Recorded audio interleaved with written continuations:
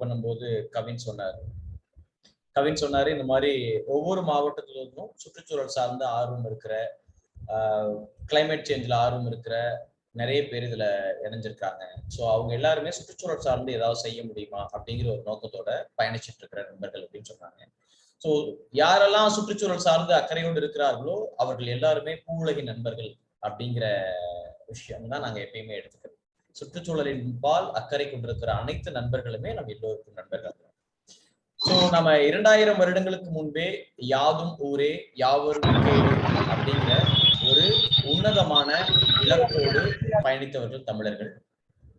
அந்த நோக்கத்தில் இங்க இருக்கிற ஒவ்வொரு செடியும் ஒவ்வொரு கொடியும் ஒவ்வொரு உயிரினமும் நம்முடைய நண்பர்கள் அப்படிங்கிற ஒரே எண்ணத்தோடு தான் இங்க செயல்பட்டு இருக்கோம். ஒருவேளை நண்பர்கள் யாராவது ஷக்கீலா அவங்க அவங்களுடைய ஆடியோவை மியூட் பண்ணலாம்னு நினைக்கிறேன். வெளியில இருக்கிற மாதிரி தெரியுது. இல்ல ஹோஸ்ட் நீங்க கவின், நீங்க ஷக்கீலா அவங்களோட நண்பர்கள் யாராவது வெளியில ஒருவேளை இருந்தீங்கன்னா நீங்க மியூட் பண்ணிட்டு இந்த உரையை கேட்கலாம். பிறப்புக்கும் எல்லா உயிர்க்கும் அப்படிங்கிறது திருக்குறள். இங்க உங்க எல்லாத்துக்குமே தமிழ் தெரியும் இல்லையா? நான் ஒரு தமிழ் மாணவன், அதனால பெரும்பாலும் அப்பப்போ நிறைய தமிழ் தான் பயன்படுத்துவோம். தமிழ்ல இருக்கிற அந்த கோட்ஸும் அப்பப்போ பயன்படுத்துவோம். திருவள்ளுவர் பிறப்புக்கும் எல்லா உயிர்க்கும் சொல்றாரு. இங்க இருக்கக்கூடிய அனைத்து உயிர்களும் சமமானவை, அனைத்து உயிர்களுக்கும் சம நீதி சமூக நீதி அளிக்கப்பட வேண்டும் அப்படிங்கிற கொள்கைகளுடையவர்கள் தான் சூழலியலாளர். இங்க இருக்கிற ஒரு குருவிக்கு என்ன மதிப்பு இருக்கோ அதே மதிப்பு தான் ஒரு சின்னஞ்சிறிய பூவுக்கு இருக்கும். அதே மதிப்பு தான் இந்த உலகத்தில் தன்னை தவிர வேறு எவருக்கும் அறிவில்லை என்று நினைக்கக்கூடிய மனிதனுக்கு.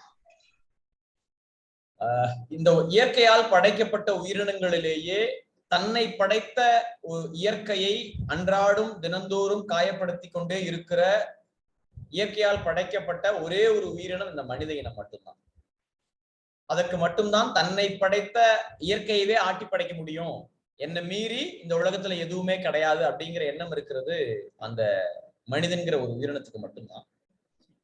2 வருடங்களுக்கு முன்னாடி திடீர்னு ஒரு சூழல் வந்துச்சு நம்ம எல்லாத்துக்கும். யாரும் வீட்டை விட்டு வெளியில போக கூடாது, உங்க கை நிறைய காசு இருக்கும் ஆனா உங்களால எதையும் வாங்க முடியாது, அரசு சொல்றது போதுதான் நீங்க வெளியில போகணும், அப்படி வெளியில போனாலும் உங்களுடைய உயிரின் மீது ரொம்ப கவனத்தோடு பயத்தோடு தான் நீங்க வெளியில போகக்கூடிய ஒரு சூழல் வந்துச்சு. ஒரு 3 வருஷத்துக்கு முன்னாடி நம்ம கிட்ட யாராவது இப்படி சொல்லியிருந்தாங்கன்னா நம்ம சிரிச்சிருப்போம். அப்படிலாம் ஒண்ணும் நடக்காது சார், என்ன சார் ஆயிரும், நாங்கெல்லாம் யார் தெரியுமா, மனுஷங்க, டெக்னாலஜி ஃபிங்கர் பிரிண்ட்ல இருக்கு, ஒரு பட்டன் அழுத்தினா என்ன வேணா நடக்கும் அப்படின்னு மனிதன் இருமாந்திருந்த நேரத்தில் திடீரென்று கண்ணுக்கே தெரியாத ஒரு சின்னஞ்சிறிய தொற்று, கண்ணெல்லாம் பார்க்க முடியாது, இவன் மைக்ரோஸ்கோப்ல பார்த்தா கூட தெரியுமான்னு எனக்கு தெரியல, அப்படிப்பட்ட ஒரு சிறு தொற்று மனித உலகத்தை ஆட்டி படைத்தது. மனிதன் அப்படியே ஸ்தம்பித்து போனான். இந்த உலகமே நின்றுச்சு. எனக்கு கூட ஆச்சரியமா இருந்தது.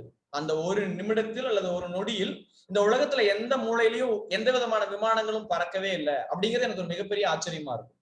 ஏன்னா எல்லாருமே எல்லா நாடுகளிலும் பொது முடக்கம், எந்த விமானங்களும் விமான நிலையமும் ஆபரேஷன்ல இல்லை, எந்த மக்களும் எங்கிருந்தும் எங்கேயும் போக முடியாது. இப்போ உலகம் முழுக்க பகலா இருந்தாலும் இரவா இருந்தாலும் இந்த நிமிடத்தில் பல இப்போ ஒரு வானத்தில் இருக்கக்கூடிய விமானங்களின் எண்ணிக்கை கொடுத்தா சில ஆயிரங்கள் இருக்கலாம். உலகம் முழுக்க சில ஆயிரம் விமானங்கள் இந்த நொடியில பறந்துட்டு இருக்கும். ஆனால் அந்த நேரத்தில் எந்த விதமான விமான போக்குவரத்தும் மனித போக்குவரத்தும் இல்லாமல் இருந்தது. சோ அப்படி ஒரு சூழல் ஒரு சின்னஞ்சிறிய கிருமி உருவாக்க முடியும் என்றால் இயற்கையின் முன்னால் மனிதன் அப்படிங்கிறவன் ஒரு ஒரு சின்ன விஷயம்தான். அப்படிப்பட்ட புரிதலோடு தான் நாம இந்த உலகத்துல இருக்க எல்லா உயிர்களும் முக்கியம் அப்படிங்கிறத பாக்குறோம். நான் என்னோட பிரசன்டேஷன் ஷேர் பண்றேன், முடியுமா? என்ன கோர்ஸ் ஆக்க முடியுமா? Yeah, I'll make you course.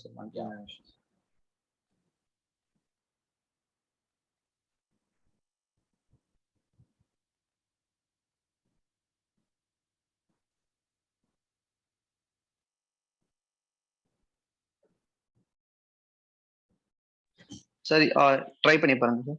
Yeah okay.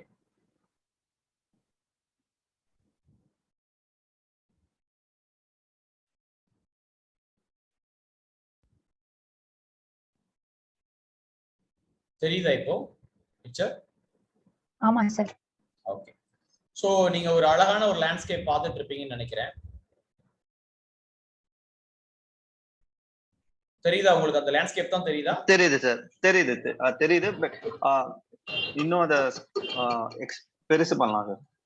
அப்படியா? பிரசன்டேஷன் மோட்ல போடலாம். But it's visible.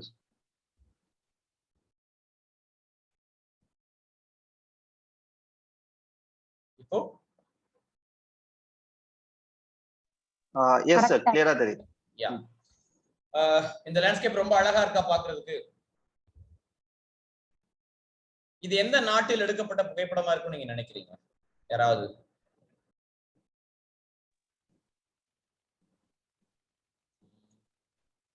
யூகே அந்த மாதிரி நினைக்கிறேன். ஓகே, தெரியல. யூரோப். Right right. ஒரு நிமிஷம், மூவ் ஆகல.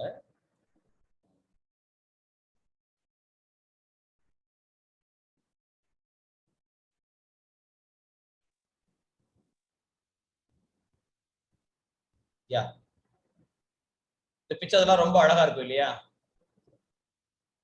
நீங்க சொன்ன மாதிரி யூகோவிலையோ யூரோப்லயோ ஏதோ ஒரு இடத்தில் எடுத்ததல்ல.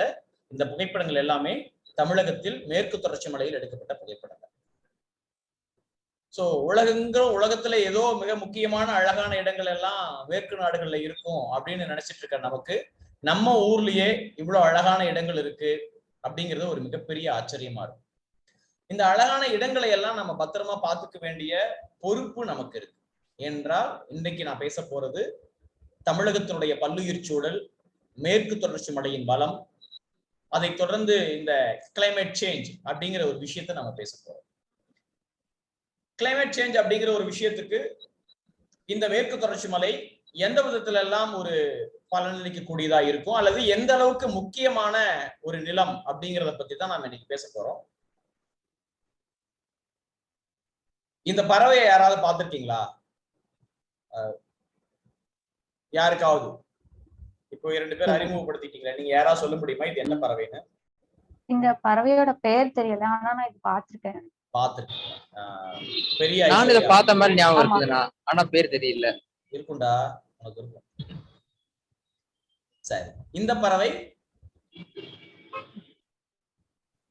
இல்ல, இது பார்த்தது இல்ல நினைக்கிறேன். ஓகே, இந்த ஒரு பறவை இருக்கு. இது பார்த்திருக்கேன். பேர் தெரியுமா உங்களுக்கு? இது பேரு இல்ல தெரியாது, ஆனா இப்பவும் இது எங்க வீட்டுக்கிட்ட வரும். சூப்பர், உங்களை பாக்குறதுக்காக தான் வருது நினைக்கிறேன். இப்போ இந்த பறவைகள் எல்லாம் எப்போதும் நம்மை சுற்றி நம்மளோட இருக்கிற பறவைகள். அப்போ சூழல் அறிவியல் அப்படிங்கிறது ஒரு ஒரு வெளிநாட்டு பறவையை காட்டினா, இப்போ சீகல் அப்படின்னா டக்குனு உங்களுக்கு தெரியுமா இருக்கும், அல்லது வேற ஏதாவது ஒரு பறவையை காட்டின உடனே நீங்க உடனடியா இது அந்த பறவை தான் அப்படின்னு சொல்லிடுவீங்க. ஆனா உங்களோடு இருக்கிற, உங்களோடு தினந்தோறும் உரையாடி கொண்டிருக்கிற, உங்களோடு உடன் வருகிற இந்த பறவைகளை பற்றியெல்லாம் நமக்கு பெரிய ஆர்வம் இல்லை, அதை பற்றிய புரிதல் நமக்கு இல்லை. சூழல் அப்படிங்கிறதோ, சூழலியல் அப்படிங்கிறதோ, சூழல் அறிவியல் அப்படிங்கிறதோ நம்மை சுற்றி இருக்கக்கூடிய உயிர்களையும் பறவைகளையும் தெரிந்து கொண்டால்தான் நம்மால அந்த நிலத்தில் வாழவோ அல்லது அந்த நிலத்தை இன்னும் மேம்படுத்தவோ முடியும். அல்லது நம்மிடையே இருக்கிற உயிர் சூழலை தெரிந்து கொண்டால்தான் அந்த உயிர் சூழலை கெடுக்காமல் வாழ்வதற்கு நாம் பழகிக் கொள்ள முடியும். முதல்ல நான் காட்டினது ஒரு குயில். குயில்னா எல்லாத்துக்குமே தெரியும், அந்த பேரை எல்லாரும் கேள்விப்பட்டிருப்போம். ஆனா இப்படிதான் குயில் இருக்குமா அப்படிங்கிறது நம்ம யாருக்குமே தெரியாது. அதுக்கு அடுத்து இருக்கிறது சிவப்பு மூக்கு ஆள்காட்டி, ரெட் வாட்டில் லாப்விங் அப்படின்னு சொல்லுவாங்க. எல்லா கிராம பகுதிகளிலும் தமிழகம் முழுக்க இருக்கும். நீங்க போனீங்கன்னா அப்படியே அதோட சத்தமே உங்களுக்கு டக்குன்னு பார்க்க வைக்கும். ரொம்ப அழகான ஒரு பறவை, ஆள்காட்டி பறவை.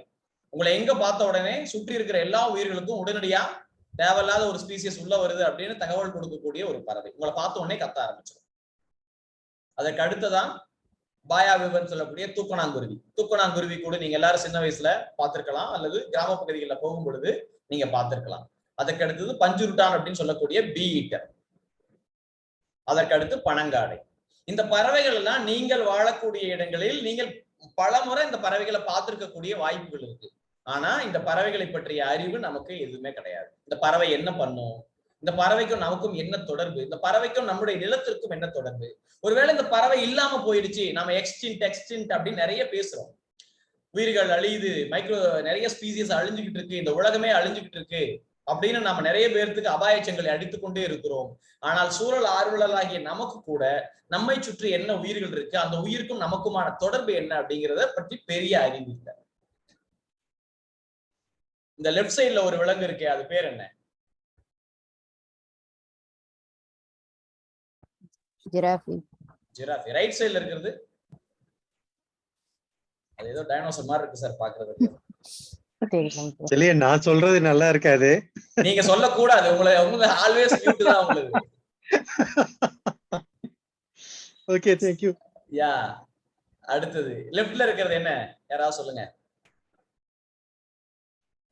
ஹிப்போபோட்டமஸ். எப்போபோட்டமஸ். ஹிப்போபோட்டமஸ். ஹிப்போபோட்டமஸ். ஓகே. ரைட்ல இருக்கிறது தெரியல சார். ரைட். இது என்னது? ஆஸ்ட்ரிச். ரைட்ல மரகத புறா. மரகத புறா. வெரி ஐஸ்வர்யா, பரவாயில்ல.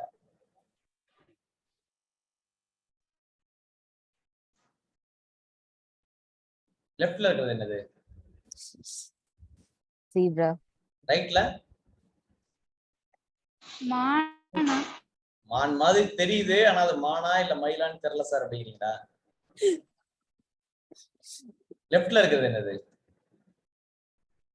பாண்டா. ரைட்ல இருக்கிறது ஓகே. இப்போ இந்த 5 விலங்குகளும் இந்த உலகத்தினுடைய ஏதோ ஒரு இடத்தில், ஏதோ ஒரு நிலத்தில், ஒருவேளை இந்த விலங்குகள்ல வந்து நீங்க பல பேர் வந்து ஜீப்ராவையோ பாண்டாவையோ ஆஸ்ட்ரிச்சையோ நேர்ல பார்க்காம கூட இருந்திருக்கலாம். ஆனாலும் இந்த சோ கால்டு எஜுகேஷன் சிஸ்டம் இந்த விலங்கை காட்டின உடனே உங்களுக்கு உடனடியா பதிலை சொல்லக்கூடிய ஒரு அறிவை தந்திருக்கு. பார்த்த உடனே இது ஜீப்ரா, இது தெரியாதா, நாங்க எத்தனை வாட்டி படிச்சிருக்கோம், எக்ஸாம்ல எல்லாம் வந்திருக்கேன், நாங்க நிறைய எழுதியிருக்கோமே. ஆனால் அந்த விலங்குக்கும் நமக்குமான நேரடியான பெரிய தொடர்பு எதுவுமே இல்லை. மீறி போனா ஹிப்போபோட்டமஸையும் ஜிராஃபையும் எங்கேயாவது ஜூல பார்த்திருப்போம், அவ்வளவுதான். ஆனால் இந்த விலங்குகள் எல்லாமே நம்முடைய காடுகளில், நம்முடைய உயிர் சூழலில் நம்மோடு இருக்கக்கூடிய விலங்குகள். முதல்ல சொல்றது கேளையாடு அப்படின்னு சொல்லக்கூடிய பார்க்கிங் டியர். நம்முடைய ஒரு ஒரு ஒரு கொஞ்சம் ஆல்டிடியூட் மேல இருக்கக்கூடிய மலைப்பகுதிகள் இருக்கக்கூடிய குளிர்ச்சியான இடங்கள்ல இருக்கக்கூடிய மான் வகையை சேர்ந்த ஒரு இனம் பார்க்கிங் டியர்னு சொல்லுவோம், கேளையாடு தமிழ்ல.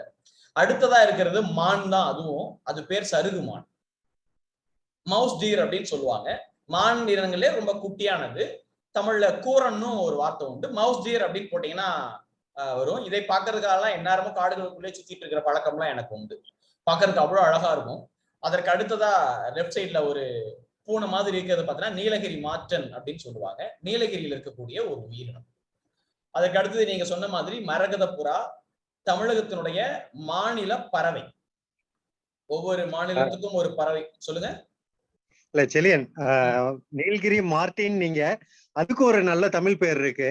ஆமா, கரும்பெருகு. கரும்பெருகுன்னு ஒண்ணு இருக்கு. மாயப்பூனைன்னு ஒரு வார்த்தை இருக்கு. பழங்குடி மக்கள் வந்து மாயப்பூனைன்னு பயன்படுத்துறாங்க. சோ 2 மாசம் முன்னாலதான் பார்த்தோம். ஓ அப்படியா, சூப்பர் சூப்பர். பள்ளிகளுக்குல. ஓ, ஏன்னா அது ஒரு ஒரு ஷையான அனிமல். அது அவ்வளவு சீக்கிரம் பார்க்கிறதுங்கிறது ரொம்ப கடினம். சோ பழங்குடி மக்கள் அவங்க அந்த நம்ம சொல்றோம் இல்லையா, சோகால்டு ஜிராஃபி, ஹிப்போபோட்டமஸ், அதெல்லாம் தெரியாத, பள்ளிக்கூடத்திற்கு போகாத அந்த பழங்குடி மக்கள் தன்னை சுற்றி இருக்கக்கூடிய அத்தனை விலங்குகளுக்கும் அதனுடைய பேர் தெரியும், அது என்ன சாப்பிடுன்னு தெரியும், அது என்னவெல்லாம் பண்ணுன்னு தெரியும். அந்த விலங்கு அழிந்தால் நமக்கு என்ன ஆபத்து நேருங்கிற அறிவு பள்ளிக்கூட பக்கம் போகாத சோகால்டு எம்டெக் எம்இ பிஇ படித்த நமக்கு தெரியாத அந்த விஷயங்கள் பள்ளிக்கூடத்து பக்கம் போகாத பழங்குடி மக்களுக்கு நிறைய தெரியும். அப்போ வாழ்வதற்கான கெப்பாசிட்டியோட யார் இருக்கிறாங்கன்னா நம்ம இல்ல, அவங்கதான் இருந்தாங்க. ஓகே, நம்ம எல்லாரும் ஐயோ கோவிட் வருது என்ன பண்றதுன்னு தெரியல, எதை தொடலாம், எங்க போலாம், எதை சாப்பிடலாம்னு தெரியலன்னு யோசித்துக் கொண்டிருந்த பொழுது எங்க ஊருக்குள்ள யாருமே வராதீங்க, நாங்க பத்திரமா இருந்துக்குவோம் அப்படின்னு பாதுகாப்பாக சுயசார்போடு இருந்தவர்கள் அந்த பழங்குடி மக்கள். இதுதான் சூழல் அறிவியல் அப்படின்னு சொல்றது. நான் வாழக்கூடிய இடத்துல என்னென்ன இருக்கு, அங்க என்னென்ன உயிரினங்கள் இருக்கு, அந்த உயிரினங்கள் அழிந்து போனால் எனக்கு என்ன பாதிப்பு ஏற்படும், ஒருவேளை ஒரு இக்கட்டான சூழல் வரும்பொழுது நான் எப்படி என்னுடைய இனத்தை தகவமைத்துக் கொள்ள முடியும் அப்படிங்கிறது தான் இந்த சூழல் அறிவியல்.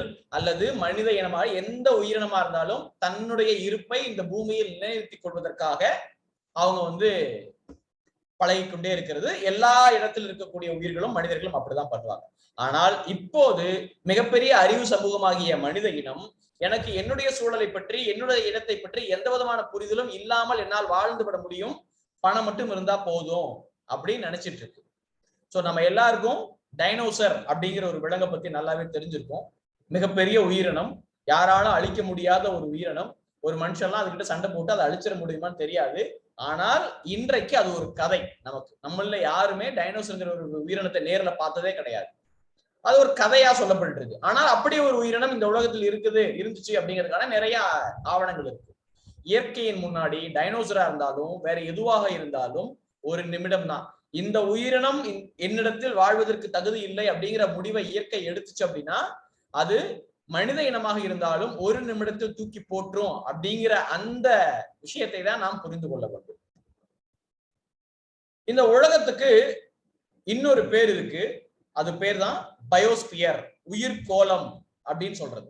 இந்த உயிர்கோளம் வந்து பாத்தீங்கன்னா நமக்கு தெரிந்த வரையில் நம்ம ஏலியன்ஸ் இருக்காங்க, அது இருக்காங்க, இந்த உலகம் எங்கெங்கயோ பால்வேதிகள்ல வேறு உயிரினம் இருக்கு அப்படின்னு நம்ம சொல்லிக்கிட்டு இருக்க அதே நேரத்தில் நமக்கு இன்றைக்கு இந்த நொடியில் நமக்கு உயிரினம் வாழக்கூடிய ஒரே ஒரு இடம் இந்த பால்வீதியில் அண்டத்தில் இருக்குது அப்படின்னா அது நம்முடைய பூமி மட்டும்தான். அவர் எஸ் is only place where life exist அப்படிங்கிறதா இந்த நிமிடத்தில் நமக்கு தெரிந்த உண்மை இது வரைக்கும். அப்போ அந்த உயிர்கோளம், பூமிங்கிற அந்த பேரை விட உயிர்கோளம் அப்படிங்கிறது பாத்தீங்கன்னா இன்னும் ரொம்ப அட்ராக்டிவா இருக்கும். ஏனென்றால் இங்க மட்டும்தான் உயிர்கள் வாழுது அப்படிங்கிற அந்த ஒரு விஷயம். இந்த உயிர்கோளத்துல பாத்தீங்கன்னா 30 million species of plant, animals, fungus, unicellular organisms எல்லாம் இருக்கு அப்படின்னு சொல்றாங்க. இதுவரைக்கும் இருக்கக்கூடியதுல நாம கண்டுபிடிச்சிருக்கிறது வெறும் 1.4 மில்லியன் ஸ்பீசிஸ் தான் இது வரைக்கும் ஐடென்டிஃபை பண்ணி நேமா நமக்கு தெரிஞ்சிருக்கு. சோ இது வரைக்கும் நம்ம கண்டுபிடிக்காத எத்தனையோ உயிர்கள், மைக்ரோ ஆர்கானிசம்ஸ் இந்த உலகத்துல இருந்துட்டு இருக்கு. இது வரைக்கும் 1% ஆஃப் ஆர்கானிசமோ ஸ்பீசிஸ் பத்தி தான் நாம இது வரைக்கும் படிச்சிருக்கோம். அதனுடைய எக்காலஜிக்கல் ரிலேஷன்ஷிப் என்ன, ரோல் என்ன இந்த எக்கோசிஸ்டத்துல அப்படிங்கிறது. சோ இது வரைக்கும் தெரியாத எத்தனையோ உயிர்கள் இருக்கு. அதில் மனிதன் அப்படிங்கிற இனம் ஒண்ணுதான். 30 மில்லியன் ஸ்பீசிஸ்ல இருக்கிற ஒரு உயிரினம் தான் மனிதன். ஆனால் தன்னால் இந்த உலகத்தையும் இயற்கையும் ஆட்டி படைத்து விட முடியும் அப்படிங்கிற பொய்யான நம்பிக்கையோடு வாழ்ந்து கொண்டிருக்கிற ஒரே இனம் மனித இனம் மட்டும்தான். இயற்கை தான் படைத்த உயிர்களிலேயே எந்த ஒரு உயிரினம் தன்னை அழித்துக் கொண்டிருக்கிறது அப்படின்னு சொல்லணும்னா அதில் ஒரே ஒரு உயிரினத்தின் பேர் மட்டும்தான் சொல்ல முடியும், அது மனித இனம். ஒருவேளை டைனோசரை தூக்கி போட்ட மாதிரி இந்த இயற்கை முடிவு பண்ணி மனிதனை தூக்கி போட்டுச்சுன்னா ஒரு 1000 வருடங்கள் கழித்து, எப்படி இப்ப நாம வந்து டைனோசரை பத்தி பேசிக்கிட்டு இருக்கோம், டைனோசர்னு ஒரு உயிரினம் இருந்துச்சுன்னு பேசுறோமோ, இன்னொரு 1000 வருடங்களோ 5000 வருடங்களோ கழித்து வேறு ஏதேனும் ஒரு உயிரினம் வந்து இந்த ஊர்ல இப்போ நியாண்டர்தால்னு ஒருத்தர் தான், மனுஷன் ஒருத்தர் தான், ஹோமோசெப்பியன்ஸ் ஒருத்தர் தான், ஒரு உயிரினம் இருந்துச்சு அப்படின்னு இதே மாதிரி ஒரு ஜூமிட்ல அந்த உயிரினங்கள் பேசிக் கொண்டிருக்கக்கூடிய ஒரு சூழலும் வரும். ஆனால் மனிதர்கள் எப்படியாவது தன்னுடைய மனித இனத்தை இந்த பூமியில் நிலைநிறுத்தி விட வேண்டும் அப்படிங்கிற அந்த நோக்கத்தில் செயல்பட்டு கொண்டே இருக்கிறார்கள். ஒருவேளை அப்படி ஒரு எண்ணம் நமக்கு இருந்தா இந்த நிமிஷத்திலிருந்தே நாம் இந்த பூமியை எப்படி பாதுகாக்க வேண்டும் அப்படின்னு சிந்திக்க தொடங்கணும். இந்த 30 மில்லியன் ஸ்பீசிஸ் பூமியில் இருக்குன்னு நம்ம சொன்னோம். ஒருவேளை இந்த பூமியினுடைய வயதை நீங்க ஒரு மணி நேரமா கால்குலேட் பண்ணிட்டீங்க. இந்த பூமி உருவாகி நம்ம வந்து 460 crore இயர்ஸ் ஆச்சு அப்படின்னு சொல்றோம். அதை நீங்க ஒரு மணி நேரமா கன்சிடர் பண்ணிக்கிட்டீங்க அப்படின்னா மனிதன் கடைசி 2 நிமிடத்துலதான் இந்த பூமிக்குள்ளேயே வர்றான். இன்செக்ட்ஸ் நமக்கு முன்னாடி நம்முடைய மூதர்கள், நம்ம கரப்பாம்பூச்சியை பார்த்த உடனே குய்யோ முய்யோன்னு கத்திக்கிட்டு வெளியில ஓடுறோம் இல்லையா, அந்த கரப்பாம்பூச்சிகள் வந்து 40 கோடி வருடங்கள் ஆகுது. ஸ்னேக்ஸ் அண்ட் அதர் ரெப்டைல்ஸ் இந்த பூமிக்கு வந்து 30 கோடி வருஷம் ஆயிடுச்சு. மேமல்ஸ் இந்த உலகத்துக்கு வந்து 20 கோடி வருஷத்துக்கு மேல ஆயிடுச்சு. பறவைகள் இந்த உலகத்துக்கு வந்து 15 கோடி வருடங்களுக்கு மேல 15 கோடி வருடங்கள் ஆயிடுச்சு. ஆனா நம்ம வந்து 2 லட்சம் வருஷம் கூட ஆகல. அப்பதான் இந்த பூமியை ஒரு மணி நேரமா கன்சிடர் பண்ணிக்கிட்டா வெறும் 2 நிமிடங்கள் தான் நாம மனிதனுடைய வயது இந்த பூமியில். சாலிம் அலி சொல்றாரு, மனிதர்கள் இல்லாத இந்த உலகத்தில் பறவைகளும் விலங்குகளும் வாழ்ந்து விட முடியும். ஆனால் பறவைகளும் விலங்குகளும் மரங்களும் இல்லாத இந்த உலகத்தில் மனிதனால் வாழவே முடியாது அப்படிங்கிறார்.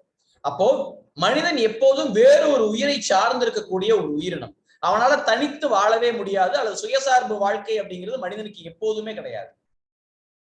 இந்த பறவைய ஒருவேளை உங்களில் சிலர் தெரிந்திருக்கலாம். இந்த பறவைக்கு பேர் வந்து டோடோ அப்படின்னு ஒரு பறவை. இந்த பறவைக்கு பின்னாடி ஒரு பெரிய கதை இருக்கு. இந்த டோடோ பறவை வந்து மொரிஷியஸ் தீவுல இருந்துச்சு. 300 வருடங்களுக்கு முன்னாடி இருந்ததா சொல்றாங்க. அந்த தீவுக்கு படையெடுத்து போன இந்த போர்த்துகீசியர்கள் வந்து அங்கிருந்த எல்லா பறவைகளையும் வேட்டையாடி முடிச்சிட்டாங்க. அங்க வந்து இப்ப மாடர்ன் சயின்டிஸ்ட் வந்து அந்த ஊர்ல, நம்ம ஊர்ல எப்படி ஆலமரம் மிக முக்கியமோ அதே மாதிரி அந்த ஊர்ல கல்வேரியா மேஜர் அப்படிங்கிற ஒரு மரம் மிக முக்கியமான மரம். அந்த மரம் வந்து கிட்டத்தட்ட 18 மரங்கள் தான் இருக்கிறதா அந்த ஊரினுடைய ஆராய்ச்சியாளர்கள் கண்டுபிடிக்கிறாங்க. சரி, அந்த மரத்தை நாம் பெருக்குவோம், நிறைய பண்ணலாம் அப்படின்னு சொல்லி அந்த சீட்ஸ் எல்லாம் கலெக்ட் பண்ணி அவங்க அதை முளைக்க ட்ரை பண்ணும் பொழுது கல்வேரியா மேஜர் எங்கேயுமே முளைக்கல. அதற்கான காரணம் என்ன அப்படின்னு தேடி புறப்பட்ட பொழுதுதான் அவர்களுக்கு இந்த டோடோ பறவையினுடைய ஒரு வரலாறு தெரிய வந்துச்சு. இந்த கல்வேரியா மேஜர் மரத்தினுடைய பழங்கள் வந்து பாத்தீங்கன்னா ரொம்ப பெருசா இருக்கும். அதனுடைய அந்த மேல இருக்கிற அந்த அவுட்டர் லேயர் வந்து ரொம்ப தடிமனா இருக்கும். நம்ம ஊர்ல விளாம்பழம் சொல்லக்கூடிய அல்லது வில்வம்பழம் எல்லாம் பார்த்திருப்பீங்க. அந்த ஓடு வந்து ரொம்ப தடிமனா இருக்கும். வேறு பறவைகளால அதை உடைச்சு சாப்பிட முடியாது. மரத்தில் இருக்கும் பொழுது அந்த பழம் பழுத்து, அந்த மரத்தினுடைய பழம் பழுத்து கீழே விழுந்த உடனே இந்த வாய் அகலமான டோடோ பறவை அங்க போய் அந்த பழத்தை உடைச்சி அந்த விதையை தான் உண்டு வயிற்றுல இருந்து அதனுடைய கழிவாக வெளியே வந்தா மட்டும்தான் கல்வேரியா மேஜர் அப்படிங்கிற மரத்தினுடைய விதை முளைக்குது அப்படின்னு சொல்லி அவங்க கண்டுபிடிச்சாங்க. ஆக இன்றைக்கு அந்த உயிரினம் அழிந்து போச்சு. நீங்க மொரிஷியஸ் போனீங்கன்னா திரும்பின பக்கம் எல்லாம் இந்த டோடோ பறவையினுடைய புகைப்படத்தை அவர்கள் வைத்திருப்பார்கள். தாங்கள் இழந்து விட்ட ஒரு பறவையினுடைய நினைவாக அவர்கள் எங்கு பார்த்தாலுமே இந்த டோடோ பறவை டிஷர்ட்ல இருக்கும், கடைகள்ல இருக்கும், பேக்ல இருக்கும், எல்லா இடத்துலயும் இந்த டோடோ பறவை தான் இருக்கும். அவர்கள் நினைவில் வைத்துக் கொண்டே இருக்கிறார்கள். இன்னும் ஒரு பறவையை இப்படி நாம் அழித்துவிடக் கூடாது என்கிற எண்ணம் அவர்களுக்குள் இருக்கிறது அப்படின்னு நம்ம வச்சுக்கலாம்.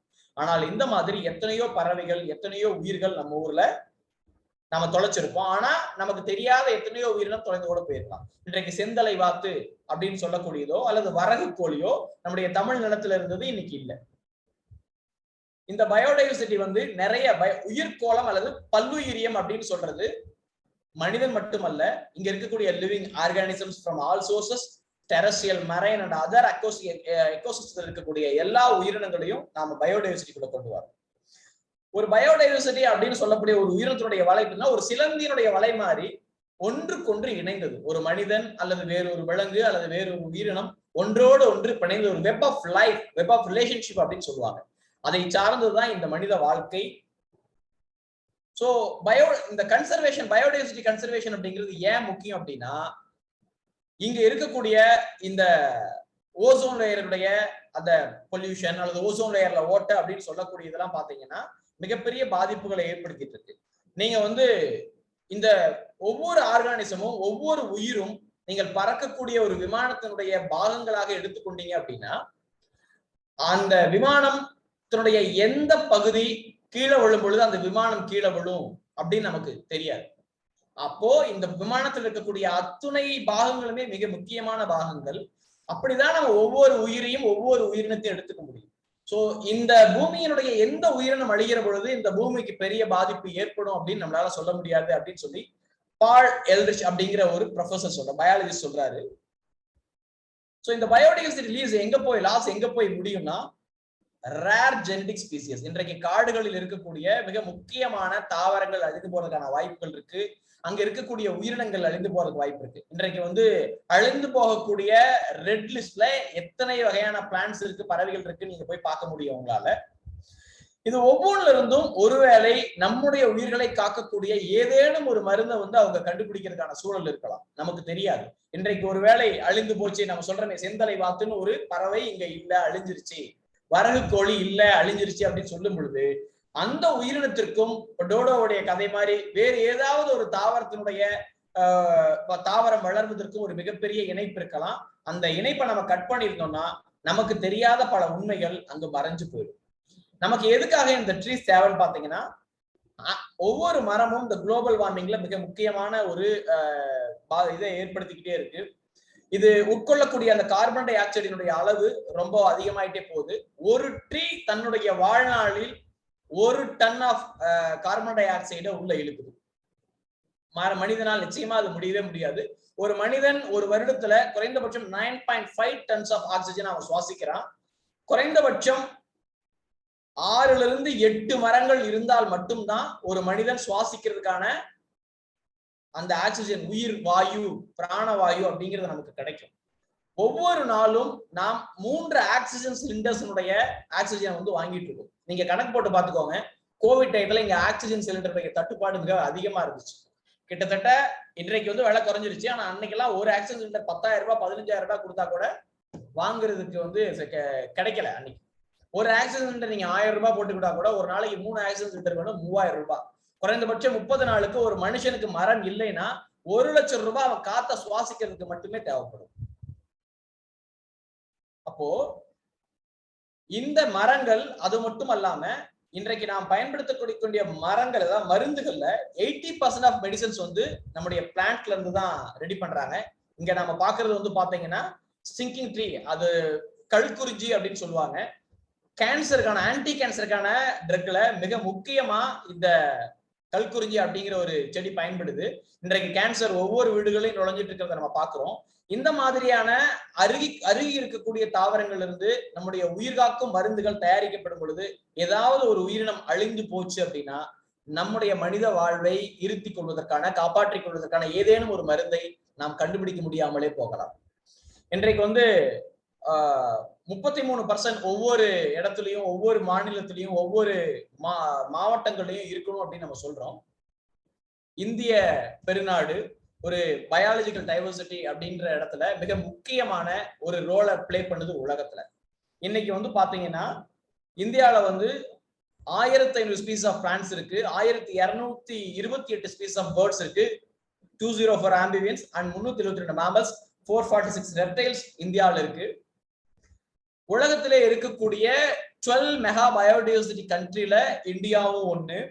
அதுல இந்தியால உலகத்திலேயே பயோடைவர்சிட்டி ஹாட்ஸ்பாட் அப்படின்னு 18 இடங்கள் அறிவிச்சிருக்காங்க. அதுல 2 biodiversity hotspot, western Ghats as well as eastern Ghats 2 இந்தியாவில இருக்கு. அப்போ உலகத்திலேயே 18 இடங்கள் தான் இருக்கு, அதுல 2 இடம் இந்தியாவில் இருக்கு. அப்படின்னா உலகத்தில் இந்தியா எவ்வளவு முக்கியமான இடத்துல இருக்கு. அதுவும் குறிப்பா இந்த பயோடைவர்சிட்டி அப்படிங்கிற இடத்துல இந்த உலகத்தை காப்பாற்றக்கூடிய ஒரு இடத்தில் இந்திய தேசம் இருக்கிறது உங்களுக்கு தெரிய வரும்.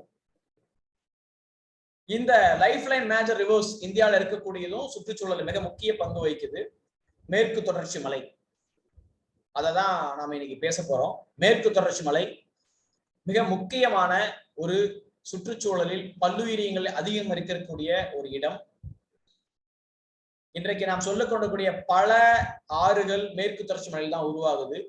6 மாநிலங்களில் இந்த மேற்கு தொடர்ச்சி மலை, நம்முடைய கேரளா இந்த சைடு அப்படியே எடுத்துக்கிட்டீங்கன்னா அப் டு கோவா வரைக்கும் உங்களுக்கு மேற்கு தொடர்ச்சி மலை 6 மாநிலங்கள் இருக்கு. கிட்டத்தட்ட நீளம் மட்டும் எடுத்துக்கிட்டோம்னா 1600 கிலோமீட்டரும் 1,60,000 ஸ்கொயர் கிலோமீட்டரும் இன்னைக்கு கவர் பண்ணிட்டு இருக்கக்கூடியதான் ஒரு மேற்கு தொடர்ச்சி மலையினுடைய ஏரியா. மேற்கு தொடர்ச்சி மலையில் இருக்கக்கூடிய பல உயிரினங்கள் அங்க மட்டுமே இருக்கக்கூடிய நிறைய உயிரினங்கள் அங்க இருக்கு. கிட்டத்தட்ட மேற்கு தொடர்ச்சி மலைகள்ல 4500 செடிகள் இருக்கு. அதுல 1700 செடி இனங்கள் வந்து மேற்கு தொடர்ச்சி மலையில மட்டும்தான் இருக்கு, endemic species of western Ghats. அதே மாதிரி மரங்கள் எடுத்தீங்கன்னா 645 வகையான மரங்கள் மேற்கு தொடர்ச்சி மலையில இருக்கு. அதுல 361 வகையான மரங்கள் மேற்கு தொடர்ச்சி மலையில மட்டும்தான் இருக்கு. உலகத்தில் வேறு எங்கும் அந்த மரங்கள் இல்லை. வண்ணத்து பூச்சிகள் எடுத்துக்கிட்டீங்கன்னா 330 வகையான வண்ணத்து பூச்சிகள் மேற்கு தொடர்ச்சி மலையில இருக்கு. 36 வண்ணத்து பூச்சிகள் மேற்கு தொடர்ச்சி மலையில மட்டும்தான் இருக்கு, உலகத்தில் வேறு எங்குமே இல்லை.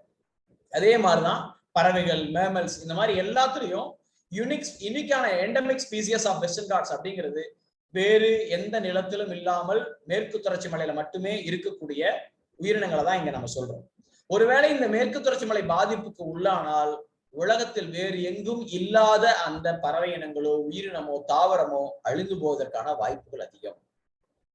இன்றைக்கு நாம சொல்லிட்டு இருக்கக்கூடிய கோதாவரி, காவேரி, கிருஷ்ணா, பவானி, கபினி, அமராவதினு அத்துணை ஆறுகளும் தோன்றுவது மேற்கு தொடர்ச்சி மலையில் தான். இன்றைக்கு நாம் சாப்பிடக்கூடிய ஒவ்வொரு சோற்று பருக்கியிலும் ஏதேனும் ஒரு காற்றின் சுவாசமும் மேற்கு தொடர்ச்சி மலையில் பாய்ந்து கொண்டிருக்கக்கூடிய ஏதேனும் ஒரு ஆற்றின் வாசமும் நிச்சயமா அடிச்சுக்கிட்டு இருக்கும். ஒருவேளை மேற்கு தொடர்ச்சி மலை இல்லை அப்படின்னா நமக்கு தண்ணீர் கிடைக்காது. நாம 6 மாநிலங்கள்ல வாழ்றவங்க தனித்தனியா நமக்கு ஒவ்வொருத்தருக்கும் அம்மா இருக்கலாம். ஆனால் அத்தனை பேர்த்துக்கும் அம்மா ஒரு தாய்மடி அப்படின்னு சொல்லணும்னா அது மேற்கு தொடர்ச்சி மலை தான். நம்முடைய ஆறுகள் எப்படி உருவாகுது அப்படின்னு நீங்க எடுத்துக்கிட்டீங்கன்னா இப்போ இமயமலை போன்ற பகுதிகளில் பாத்தீங்கன்னா ஹிமாலயாஸ் அங்க வந்து நிறைய பனிப்பாறைகள் இருக்கும். அந்த பனிப்பாறைகள் உருகி அதனுடைய தண்ணீர் நமக்கு வருகிற பொழுது நமக்கு வந்து ஆறு கிடைக்குது, ஆற்று தண்ணீர் கிடைக்குது. அந்த தண்ணீரை உட்கொண்டு நம்ம வாழ்கிறோம். ஆனால் சதர்ன் இந்தியால நமக்கு அப்படிப்பட்ட பனிப்பாறைகள் எதுவுமே கிடையாது. அப்போ ஆறுகள் எப்படி உருவாகுது அப்படிங்கிற கேள்விக்கு நீங்க பாத்தீங்க அப்படின்னா, நம்முடைய மேற்கு தொடர்ச்சி மலையில் இருக்கக்கூடிய யூனிக் சிஸ்டம், நான் முன்னாடி புகைப்படங்களை காட்டினேன், பசும் புல்வெளிகள், கிராஸ்லேண்ட்ஸ். இந்த மாதிரி மலையினுடைய உயரங்களில் உச்சிகளில் இந்த மாதிரி புல்வெளிகள் இருக்கும். அது எப்போதாவது பெய்கிற மழையை உறிஞ்சு கொண்டு அந்த மண்ணெல்லாம் பாத்தீங்கன்னா ஒரு ஸ்பாஞ்ச் மாதிரி இருக்கும். இந்த மணல் உருவாவதுக்கு, இந்த மண் உருவாவதுக்கு கிட்டத்தட்ட 500 வருடங்களுக்கு மேலாகும், 1000 வருடங்களுக்கு மேலாகும் அப்படின்னு சொல்லி நம்முடைய ஆராய்ச்சியாளர்கள் சொல்றாங்க. அந்த அந்த இடம் அந்த ஸ்பாஞ்ச் மாதிரி இருக்கும். பெய்கிற மழையை அது அப்படியே தண்ணியை உறிஞ்சுக்கிட்டு, பள்ளத்துல மழை வந்துச்சுன்னா நம்ம ஊர்களுக்குள்ள பாக்குறோம், உடனடியா ஓடி போய் ஒரு இடத்துல தேங்கி நிற்கும். சென்னையில எல்லாம் மழை பெஞ்சா நம்ம கேட்கவே வேண்டாம். ஆனால் இந்த மலை அமைப்பு, இந்த புல் அமைப்பு, புல்வெளிகள் வந்து தண்ணீரை தேக்கி வைத்துக் கொண்டு திவளை திவளையாக சொட்டு சொட்டாக அனுப்பி ஒரு சின்ன ஓடை, அந்த சின்ன ஓடை போய் இது மாதிரி பல ஓடைகள் சேர்ந்து ஒரு சின்ன ஆறு, அதுக்கப்புறம் அந்த சின்ன ஆறுகள் சேர்ந்து ஒரு காட்டாறு, பல காட்டாறுகள் இணைந்து ஒரு பெரிய ஆறுகளா மாறி அந்த ஆறுகள் கடலில் போய் கலக்குது. இப்படிதான் நம்முடைய தண்ணீர் அமைப்பு இங்க உருவாகுது. சதர்ன் இந்தியாவில் இருக்கக்கூடிய வெஸ்டர்ன் காட்ஸினுடைய ஒரு தனித்துவமான ஒரு புல்வெளி அமைப்பு தான் நம்ம ஒவ்வொருத்தருக்கும் ஆறுகளில் இருந்து தண்ணீரை கொடுக்கிறது. நாம இன்னைக்கு குடிக்கக்கூடிய எல்லா தண்ணியும் மேற்கு தொடர்ச்சி மலை தான் ஆதாரம். ஒருவேளை மேற்கு தொடர்ச்சி மலை இல்லை அப்படின்னா நம்ம யாருக்கும் குடிக்கிறது தண்ணி கிடையாது. சார், நான் சென்னையில இருக்கேன், பெங்களூர்ல இருக்கேன், அகமதாபாத்ல இருக்கேன், நான் ஏன் மேற்கு தொடர்ச்சி மலையை காப்பாத்துறதை பத்தி யோசிக்கணும்? எனக்கும் மேற்கு தொடர்ச்சி மலைக்கும் என்ன உறவு அப்படின்னு நீங்க சிட்டியில இருந்துட்டு கேட்டீங்கன்னா இதுதான் அந்த உறவு. ஒருவேளை மேற்கு தொடர்ச்சி மலை இல்லாமல் போனால் உங்கள் யாருக்கும் குடிப்பதற்கு தண்ணீரும் சாப்பிடுவதற்கு உணவும் நிச்சயமா இருக்காது.